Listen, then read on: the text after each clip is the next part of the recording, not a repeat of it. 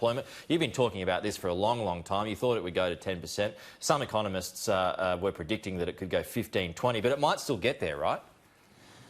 I think it could definitely go over 10% as the months roll on. I think the only thing stopping it being 15 and even 20% is the JobKeeper subsidy.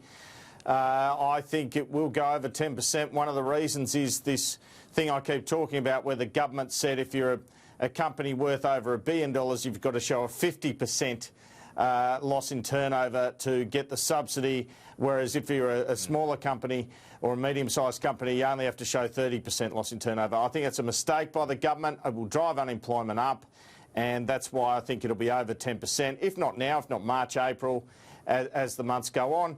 And it raises the other question, of course, Peter, which is what do we do in 6 months when JobKeeper runs out? Scott Morrison's made noises about that's it, the 6 months. That's a real concern moving forward, a concern with the D word in front of it. Are you, how much or how closely are you following the talk at the moment, Andrew, about the easing of restrictions? The PM saying this morning that, you know, that's still a way off, but it sort of dovetails into the argument, doesn't it, that they're going to have to open things eventually, especially with, you know, New South Wales figures coming out today, only 7 new cases. So would that strengthen the argument that things may be eased sooner rather than later? Well, I think we have to be cautious about figures over the weekend because it was the Easter weekend, there was less testing.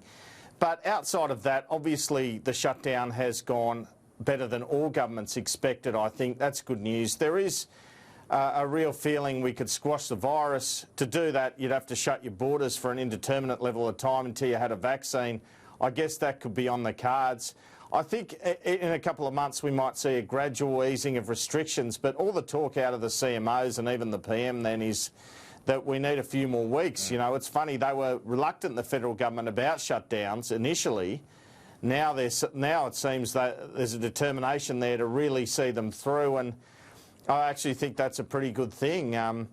But yeah, I mean, ultimately down the track, 6 months down the track or whatever, there's going to have to be a judgment on these things. But the Prime Minister said everything would have to shut for 6 months. I think we can rule that out now. I think he was a bit too black and white in his assessment on that. Some things will be able to open up, I believe, and that's good news. OK, what about the NRL? It's an almighty stoush at the moment, quite divisive. What's the answer here? Where do you see this one going? Well, I think this is a 50-50 chance of starting May 28 at the moment. I definitely don't think it's as certain as it looked last week.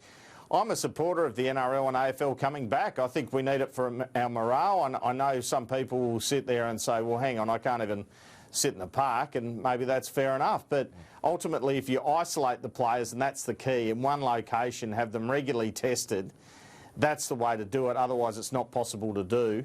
I think it's worthwhile doing. I think people are struggling at this time and they need some form of entertainment, and that's a way to do it in an empty stadium. You know, just the same I'd support an arts performance in an empty theatre, you know. I guess the problem with that is, and you know, the critics are about, when it comes to this, of course, that, you know, you've got rules for some people and different rules for others.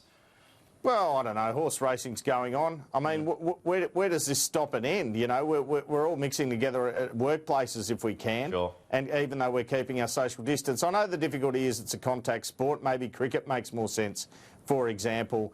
I'm sure soccer authorities would say their sport makes more sense. But I believe as long as there's some sort of isolation regime in place, they should look to do it. I think the Prime Minister broadly supports it. They're waiting for health advice. Well, the health advice is probably going to tell them whatever they want it to tell them, so it's really going to be up to the politicians. OK, the Ruby Princess, there's a new headline that comes out of this every day. The one in today's Australian, the exclusive story, that they were continuing to serve meals from the kitchen to all of its crew weeks after warnings first emerged out of Ruby Princess. I mean, Jackie Lambie very strong on the show this morning. Jason Clare on a short time ago. They both support a royal commission if an investigation doesn't work. Do you see that happening? Yeah, I think there'll be a special commission of inquiry in New South Wales. I just think it's unavoidable, and Gladys Berejiklian can either do it or wait for Scott Morrison to do it, I reckon, because it's going to happen. I mean, you saw 33 people perish in the bushfires. We have a Royal Commission. We've seen train disasters, as I pointed out the other week. With 7 deaths, you've seen special commissions of inquiry. You've got what? I can't even keep count, but it's about 18 deaths so far.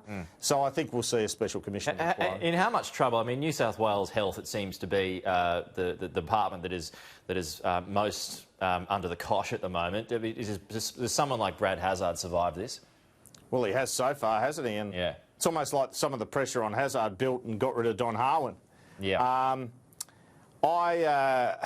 Look, I'd probably look to move him on. Then it goes to a replacement. Some of the talk around a replacement is Victor Dominello. I don't think he's up to it. I'd look to Rob Stokes or someone like that to take on the job, I reckon, if I was Gladys Berejiklian. I think she's conscious of not moving on a health minister during this crisis. But, I mean, we've got a Westminster system of ministerial responsibility. Brad Hazzard says he didn't even know that the boat had come in or anything. He says he didn't even know about the NRL. I mean, how much is he on top of things at the moment? Yeah. It's really quite concerning, and I've got nothing against Brad Hazzard, but perhaps it's time he had a bit of a break in this portfolio. I mean, yeah, that's right. It's his department that he's responsible for, isn't it? Yeah, well, if the system doesn't work like that, it breaks down. Part of your job as a minister is to be on top of your department and questioning your department repeatedly, and there looks to have been a lack of that occurring here.